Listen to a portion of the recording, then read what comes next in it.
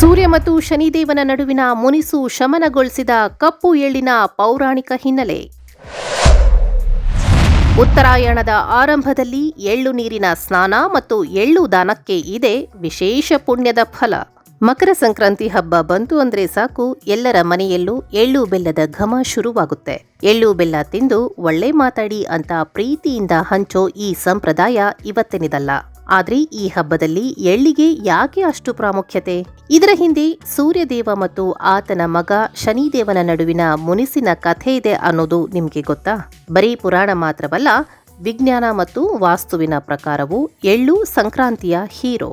ಅಷ್ಟಕ್ಕೂ ಸುಟ್ಟು ಹೋದ ಶನಿಯ ಮನೆಯಲ್ಲಿ ಉಳಿದಿದ್ದ ಆ ಕಪ್ಪು ಎಳ್ಳಿನ ಕಥೆ ಏನು ಅನ್ನೋದರ ಕುರಿತು ಒಂದಿಷ್ಟು ಮಾಹಿತಿ ನೋಡೋಣ ಬನ್ನಿ. ಚಳಿಗಾಲದಲ್ಲಿ ದೇಹದ ಉಷ್ಣತೆ ಕಾಪಾಡಿ ರೋಗ ನಿರೋಧಕ ಶಕ್ತಿ ಹೆಚ್ಚಿಸುವ ಎಳ್ಳು ಬೆಲ್ಲದ ಅದ್ಭುತ ಶಕ್ತಿ. ನಕಾರಾತ್ಮಕ ಶಕ್ತಿ ಮತ್ತು ಶನಿದೋಷ ನಿವಾರಣೆ ಮಾಡುವ ಎಳ್ಳಿನ ಬಳಕೆಯ ಬಗ್ಗೆ ವಾಸ್ತು ತಜ್ಞರ ವಿಶ್ಲೇಷಣೆ. ಸಂಕ್ರಾಂತಿ ಹಬ್ಬದ ಹಿಂದೆ ಸೂರ್ಯ ಮತ್ತು ಶನಿಯ ನಡುವಿನ ತಂದೆ ಮಗನ ಜಗಳದ ರೋಚಕ ಕಥೆ ಇದೆ. ಪುರಾಣದ ಪ್ರಕಾರ ತಾಯಿ ಛಾಯಾದೇವಿಯ ಅವಮಾನಕ್ಕೆ ಸಿಟ್ಟಾದ ಶನಿ ತನ್ನ ತಂದೆ ಸೂರ್ಯನಿಗೆ ಕುಷ್ಠರೋಗ ಬರುವಂತೆ ಶಾಪ ಕೊಡ್ತಾನೆ.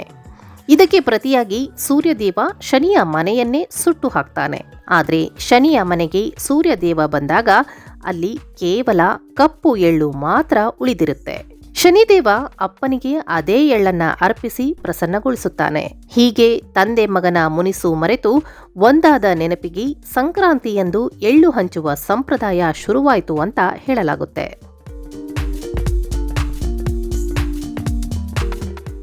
ಎಳ್ಳು ಭಾರತಕ್ಕೆ ಹೊಸದೇನಲ್ಲ.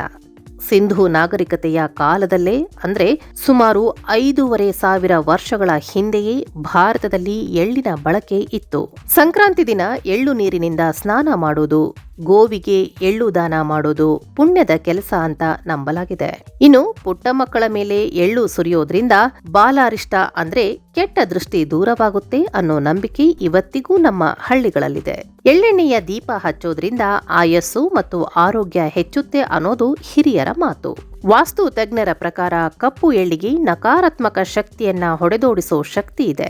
ಜಾತಕದಲ್ಲಿ ಶನಿ ದೋಷ ಇದ್ರೆ ಅಥವಾ ಮಾನಸಿಕ ನೆಮ್ಮದಿ ಇಲ್ದಿದ್ರೆ ಕಪ್ಪು ಎಳ್ಳಿನ ದಾನ ಮತ್ತು ಬಳಕೆ ರಾಮಬಾಣದಂತೆ ಕೆಲಸ ಮಾಡುತ್ತೆ.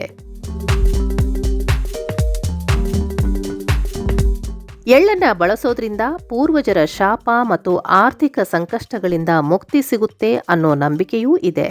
ಅದಕ್ಕೆ ದಾನ ಧರ್ಮಗಳಿಗೆ ಕಪ್ಪು ಎಳ್ಳನ್ನೇ ಹೆಚ್ಚಾಗಿ ಬಳಸಲಾಗುತ್ತೆ. ಇನ್ನು ಆರೋಗ್ಯದ ವಿಚಾರಕ್ಕೆ ಬಂದ್ರೆ ಸಂಕ್ರಾಂತಿ ಸಮಯದಲ್ಲಿ ಚಳಿ ಹೆಚ್ಚಿರುತ್ತೆ. ಎಳ್ಳು ಮತ್ತು ಬೆಲ್ಲದಲ್ಲಿ ಉಷ್ಣದ ಗುಣ ಇರೋದ್ರಿಂದ ದೇಹವನ್ನು ಬೆಚ್ಚಗಿಡೋಕೆ ಇದು ಬೆಸ್ಟ್ ಆಹಾರ. ಎಳ್ಳಿನಲ್ಲಿರೋ ಕ್ಯಾಲ್ಸಿಯಂ ಮತ್ತು ಮ್ಯಾಗ್ನೀಷಿಯಂ ಮೂಳೆಗಳನ್ನ ಗಟ್ಟಿ ಮಾಡಿದ್ರೆ ಬೆಲ್ಲದಲ್ಲಿರೋ ಕಬ್ಬಿಣಾಂಶ ರಕ್ತಹೀನತೆಯನ್ನ ದೂರ ಮಾಡುತ್ತೆ. ಹೀಗೆ ನರ, ಹೃದಯ ಮತ್ತು ಕರುಳಿನ ಆರೋಗ್ಯ ಕಾಪಾಡೋ ಎಳ್ಳು ಬೆಲ್ಲ ಈ ಚಳಿಗಾಲದ ಪವರ್ ಫುಡ್. ಈ ಸಂಕ್ರಾಂತಿಗೆ ಎಳ್ಳು ಬೆಲ್ಲ ತಿಂದು ನಿಮ್ಮ ಆರೋಗ್ಯವನ್ನ ಸುಧಾರಿಸಿಕೊಳ್ಳಿ.